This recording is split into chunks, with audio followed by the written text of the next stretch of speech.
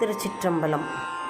நேசம் நிறைந்த உள்ளத்தால் நீளம் நிறைந்த மணிகண்டத்து ஈசனடியார் பெருமையினை எல்லா உயிரும் தொலையெடுத்து தேசம் உய்ய திருத்தொண்ட தொகை முன்பணித்த திருவாளன் வாசமலர் மென்கல் வணங்க வந்த பிறப்பை வணங்குவாம். தில்லைவாழ் அந்தனரே முதலாக சீர்படைத்த தொல்லையதாம் திருத்தொண்டர் தொகையடியார் பதம் போற்றி ஒல்லையவர் புராணக்கதை உலகறிய விரித்துரைத்த செல்வமளி குன்றத்தூர் செக்கிலாரடி போற்றி. திருச்சிற்றம்பலம். எல்லாம் வல்ல அங்கேற்கண்ணியுடனாகிய அளவாய் சொக்கநாத பெருமானுடைய பற்ற தனிப்பெரும் கருணையினாலும் நமது சமயக்குறவர்கள், சந்தானக்குறவர்கள், திருமுறை ஆசிரியர்கள் மற்றும் 63 நாயன்மார்கள் இவர்களுடைய குருவருளாலும் 22/7/2026 அன்று நமது சுந்தரமூர்த்தி நாயனாரின் குருபூசை திருநாள், சேரமான் பெருமாள் நாயனார் சுந்தரமூர்த்தி நாயனாருடைய குருபூசை திருநாள். நால்வரில் ஒருவர், நமக்கு எல்லாம் திருமுறை ஆசிரியர், திருத்தொண்ட தொகை கொடுத்த நம்பி அவருடைய ஆடி சுவாதி திருநாளை முன்னிட்டு அவருடைய அருள் வரலாற்றை நாம் தொடர் சிந்தனையாக சிந்திக்க இருக்கின்றோம். பெரிய புராணத்தின் ஆதி அந்தம் நடு எல்லாம் சுந்தரமூர்த்தி சுவாமிகளின் சரிதம்தான். மற்ற வரலாறுகள் எல்லாம் அதில் கிளைக்கதைகளாக வருகின்றன. புராணத்துக்கு தலைவர் சுந்தரர். இவருடைய வரலாற்றின் இடையில் கோர்த்த நன்மணிகளே ஏனைய சிவனருட் செல்வர்களின் புண்ணிய வரலாறுகளாகும். அருட்பெரும் ஜோதியாரும் ஆதியும் நடுவும் ஈறுமற்ற அனாதி மலமுத்தரும் திருவருளே வடிவாக கொண்டவரும் பிறப்பில்லாத பெருந்தகையும் முழுமுதற் பரம்பொருளாம் ஆகிய சிவபெருமான் இமயவல்லி அம்மையுடன் நவமணி பீடத்தின் மீது எழுந்தருளி விளங்கும் திருக்கைலாயமலை. அங்கு மூவரும் தேவரும் பாடி பரவுவர், அரம்பையர்கள் ஆடுவார்கள். நாரதம் போன்ற முனிகணங்கள் யாழினை முழங்குவார்கள். வேத ஓசையும் சங்கநாத ஓசையும் எப்பொழுதும் முழங்கிக் கொண்டிருக்கும். எண்ணில்லாத கதிர்கள் ஒருங்கே உதித்தது போல ஞான ஒளி வீசி எழில்மிக திகழ்வது அந்த கைலாய மால்வரை. அந்த கைலை மலையின்கண் பல கோடி பூதங்கள் வாழும். ஒவ்வொரு பூதமும் வேண்டுமாயின் 50 தொழிலையும் செய்யும். நீடு தேவர் நிலைகளை நாட்டும். அத்திருமலையில் வேத்திரப்படை தாங்க திருநந்தி தேவர் காவல் புரிந்து கொண்டிருப்பார். தேவர்களும் மூவர்களும் முனிவர்களும் கணங்களும் சிவபெருமானை வழிபட அணியணியாக வந்து காலம் கருதி நிற்பர், துதித்து அருள் பெறுவர். அந்த திருக்கைலாய மலையின் அடிவாரத்தில் முனிவர், பல்லாயிரம் முனிவர்கள், சுத்த யோகிகள் சூழ உபமன்யு முனிவர் வீற்றிருக்கின்றார். அவர்தான் பாலுக்காக அழுத பொழுது சிவபெருமான் பார்க்கடலையே அவருக்கு தந்தார். கண்ணபிரானுக்கு சிவதீட்சை தந்தவர், உபதேசம் செய்தவர் உபமன்யு முனிவர். அளவற்ற மகிமையும் திருத்தொண்டும் பெற்றவர் அவர். உபமன்யு முனிவர் முனிகணங்களுக்கு சிவபெருமான் திருவருள் பெருமையை கூறிக்கொண்டிருந்தார். அப்பொழுது அங்கே 1000 சூரியனுடைய ஒளி போல ஒரு பெரிய பேரொளி தோன்றியது. அதைக் கண்ட அருந்தவ முனிவர்கள், இது என்ன அதிசயம் என்று கேட்டார்கள். உபமன்யு முனிவர் சிவபெருமானை சிந்தித்தார். அரணார் ஆணையினால் ஆளாள சுந்தரர் திருக்கைலாயத்தினின்றும் நீங்கி மண்ணுலக வாழ தென் திசையில் திரு அவதாரம் செய்துவிட்டு மீண்டும் கைலைக்கு எழுந்தருளி வருகின்றார் என்பதை உணர்ந்தார். உடனே எழுந்து சிரமீது கரமலர் குப்பி கண் அருவி பாய அந்த ஒளியை தொழுதார். ஐயனே, அரணாரையன்றி புறம்தொழாத தாங்கள் இங்கு இவ்வாறு இறைஞ்சுவது ஏன் என்று அருகிலிருந்த முனிவர்கள் உபமன்யு முனிவரை கேட்டார்கள். ஆர்வத்துடன் கேட்ட அருந்தவ முனிவர்களுக்கு உபமன்யு முனிவர், சிவபெருமான் ஒரு சமயம் தேவர்களின் வேண்டுகோளுக்கிணங்க திருக்கைலாயத்தில் மணிமகுடங்கள் அணிந்து பட்டு பீதாம்பரம் உடுத்தி கண்ணாடியில் பார்த்தார். கண்ணாடியில் அழகான அவரது பிரதிபிம்பம் தெரிந்தது. அந்த சுந்தர வடிவத்தை நோக்கி சுந்தரா வருக என்று அழைத்தருளினார் சுவாமி. உடனே அக்கண்ணாடியில் நின்றும் சுத்த வித்யா மாய சிவரூபம் 3 கண்களும் 4 தோள்களும் பிறை முடியுமாக வெளிப்பட்டு சிவபெருமானை வணங்கியது. மற்றைய உருதர்களிலும் சிறந்த அவ்விருதரர் சுந்தரர் என்னும் திருநாமத்துடன் கோடி சூரிய பிரகாசத்துடன் திகழ்ந்தார். சிவபெருமானுக்கு திருமலர் எடுத்து திருமாலை தொடுத்து சூட்டுவார். சிவபெருமானுக்கு அருகில் திருநீற்று பாத்திரம் ஏந்தி நிற்பார். பிரம்மாதி தேவர்கள் கைலைக்கு வந்தால் சிவபெருமான் அவர்களில் சிலருக்கு திருநீர் கொடுப்பார், சிலருக்கு நெற்றியில் பூசுவார். அவர்கள் எல்லாரும் சுவாமியை வணங்கிவிட்டு போய்விடுவார்கள். சுந்தரர் மட்டும் எப்பொழுதும் சிவபெருமானுக்கு அருகிலேயே அணுக்கமாக இருப்பார். தேவர்கள் திருப்பார்கடலை கடைந்தார்கள். எதிர்பார்த்ததோ அமிர்தம், கிடைத்ததோ அலகால விஷம். அதை கண்டதும் எல்லாரும் ஓடினார்கள். எல்லோருக்கும் முந்தி ஓடினான் தேவேந்திரன். ஓடாதே ஓடாதே என்று சொல்லிக்கொண்டே ஓடினார் பிரம்மா. எல்லா தேவர்களும் கைலாயத்துக்கு போனார்கள். ஹரஹர மகாதேவா என்று முழக்கமிட்டார்கள். சிவபெருமான் பெரியவர், அவரை விட பெரியது அவரது திருநாமம். அந்த திருநாமத்தை கேட்ட எம்பெருமான் தேவர்களையெல்லாம் உள்ளே அனுப்பு என்றார். நந்தியம்பெருமான் உடனே அவருடைய உத்தரவுப்படி அனுப்பி வைத்தார். தேவர்கள் சிவபெருமானை கண்டதும் முறையிடத் தொடங்கினார்கள். சுவாமி, ஆழகால விஷம் தாங்க முடியவில்லை, காப்பாற்ற வேண்டும் என்று வேண்டிக் கொண்டார்கள்.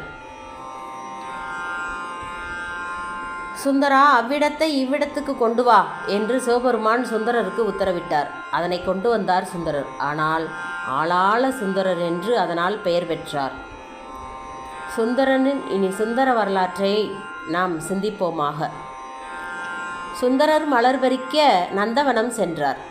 உமாதேவியாரின் பாங்கிமார்களான கமலினி, அணிந்ததை என்ற இருவரும் மலர் பறிப்பதற்காக அதே நந்தவனத்தில் சென்றிருக்கிறார்கள்.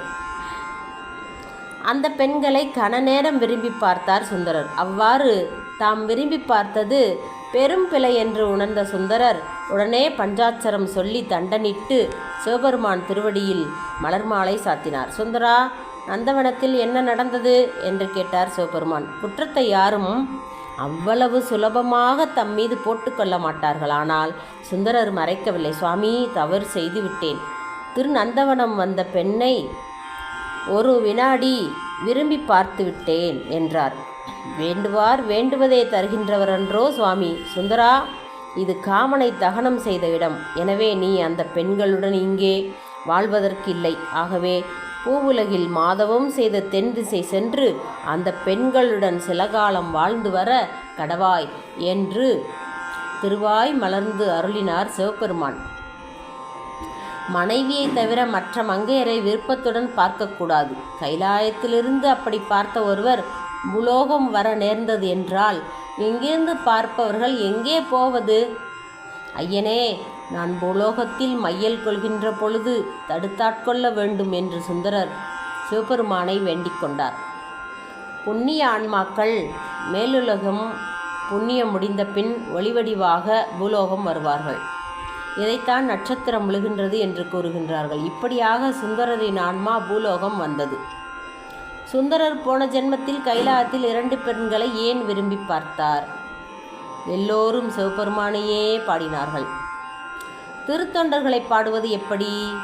திருக்கைலாய மலையில் சிவபெருமானுக்கு அருகில் திருநீற்றுக் கோயிலை தாங்கி நிற்கும் பெரும் பேறு பெற்ற இவரை கொண்டு திருத்தொண்டர் தொகை பாடுவிக்க கருதினார் பரமன். காரணமின்றி கைலாயத்தில் என்று சுந்தரரே மண்ணுலகுக்கு அனுப்புதல் கூடாதென்றோ? ஆதலால் ஆளாள சுந்தரரது கருத்தினையும் கண்களையும் அணிந்திதை கமலினி என்னும் 2 மாதர் மணிகளின் மீது செலுத்தி அருளினார்.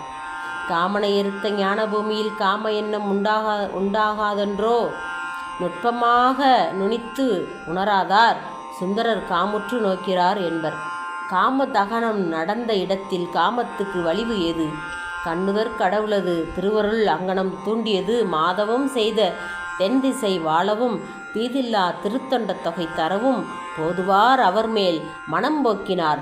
ஆட்டுவித்தால் ஆரொருவர் ஆடாதாரே என்று சேக்கிழார் பெருமான் இந்த கருத்தை இனிதாக கூறுகின்றார். மாதவம் செய்த தென் திசை வாழ்ந்திட தீதில்லா திருத்தொண்ட தொகை தர போதுவாரவர் மேல் மனம் போக்கிட காதல் மாதரும் காட்சியில் கண்ணினார். எத்துணை பெரியவர்களாயினும் மாதர் மேல் மனம் வைத்தவர் தம் உயர்ந்த நிலை நின்றும் தாளுருவார் என்பதனை எம்பெருமான் சுந்தரர் வாயிலாக உணர்த்துகின்றார் நமது சாமி. சுந்தரர் அவதரித்த இடம் திருமுனைப்பாடி. தென்னார்காடு மாவட்டத்தில் உள்ள பன்ருட்டி ரயில் நிலையத்துக்கு மேற்கே உளுந்தூருக்கு போகும் வழியில் 11 மைல் சென்றால் திருநாவலூர் என்ற தலம் இருக்கின்றது.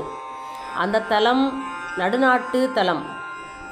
சோழ நாட்டிற்கும் தொண்டை நாட்டிற்கும் இடையே உள்ள நடுநாட்டின் கிளையாக விளங்குவது திருமுனைப்பாடி நாடு. சிவபெருமான் தலையில் கங்கை இருக்கின்றது. தமது தலையை அவ்வளவு குளிர்ச்சியாக வைத்திருக்கிறார் என்று பொருள். தலை எப்பொழுதும் குளிர்ச்சியாக இருக்க வேண்டும். தலையில் மதி, அறிவு இருக்க வேண்டும். மனிதர்களுக்கு சுவாமியின் தலையிலும் மதி.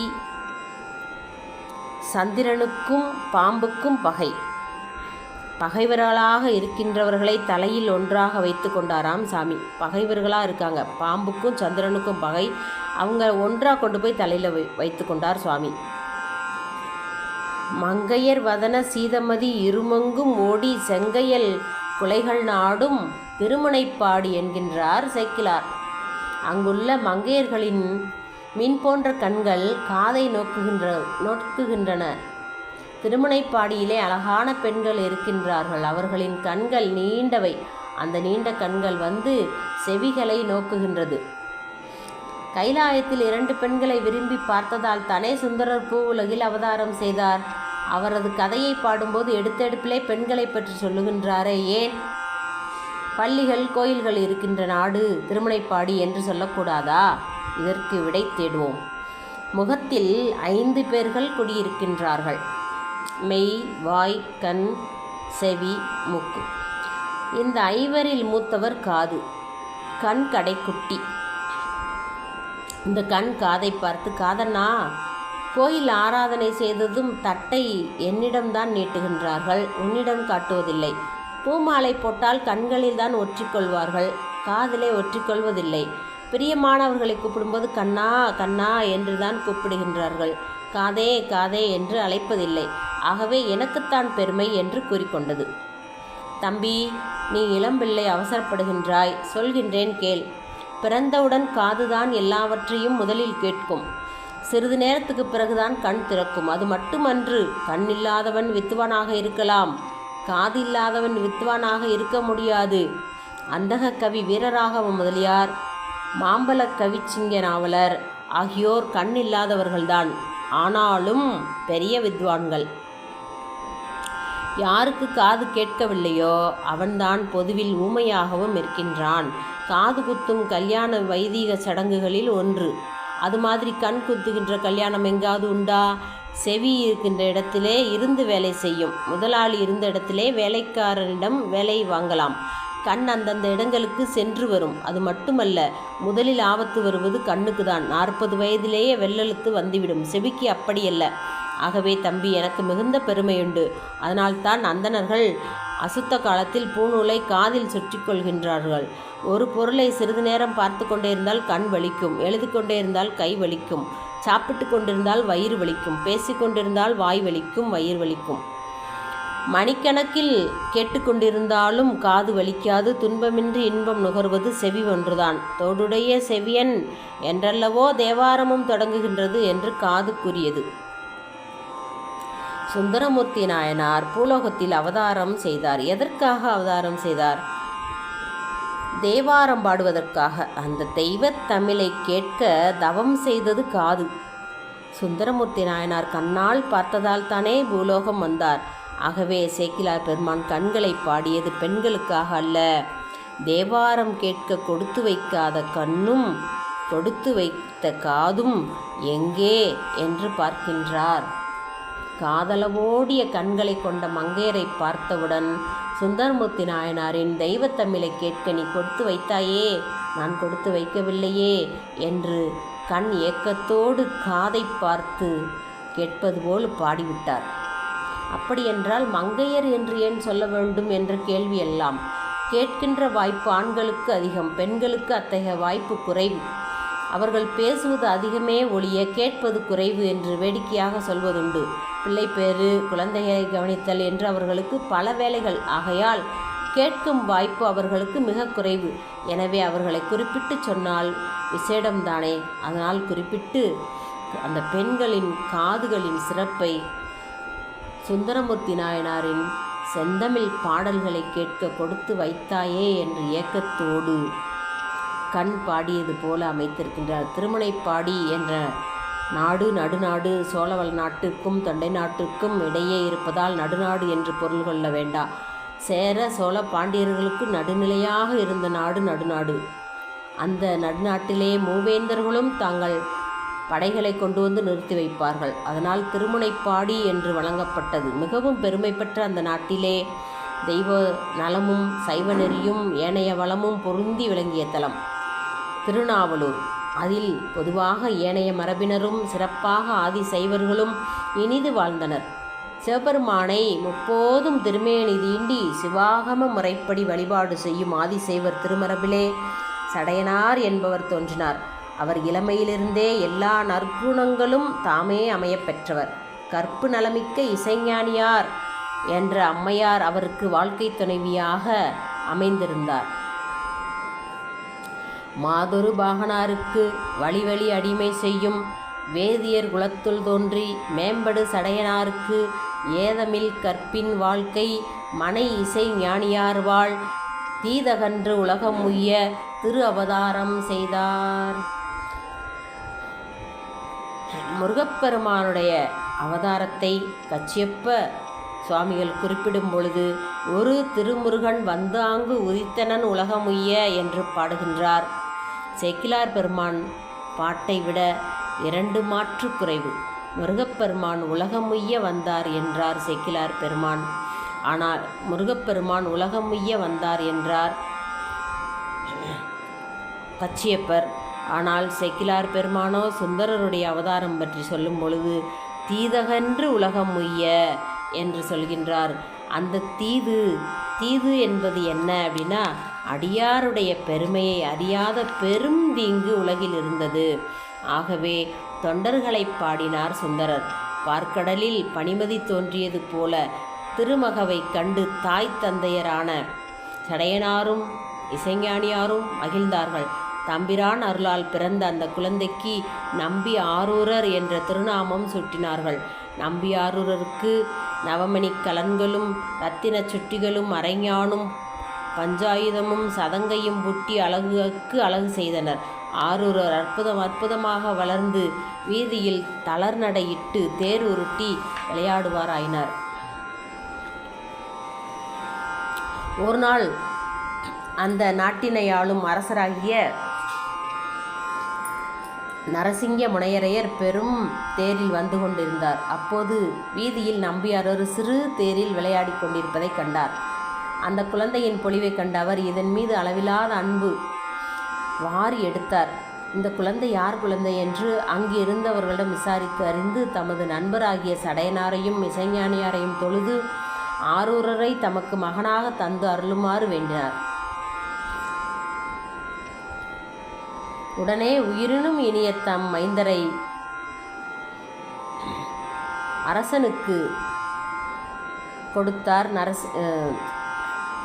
சடையனார்.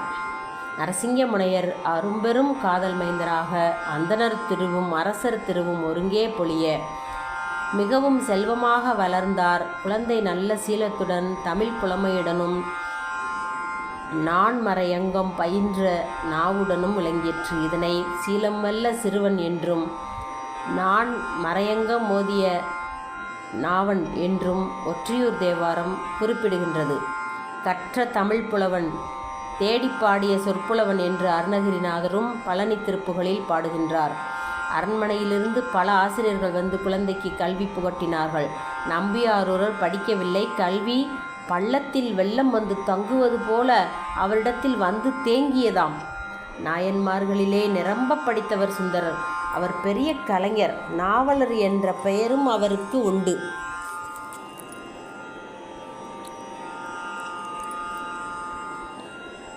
தொடர்ந்து நாம் நம்பியாரூருடைய அருள் வரலாற்றை தொடர் சிந்தனையாக நாம் சிந்திக்க இருக்கின்றோம்.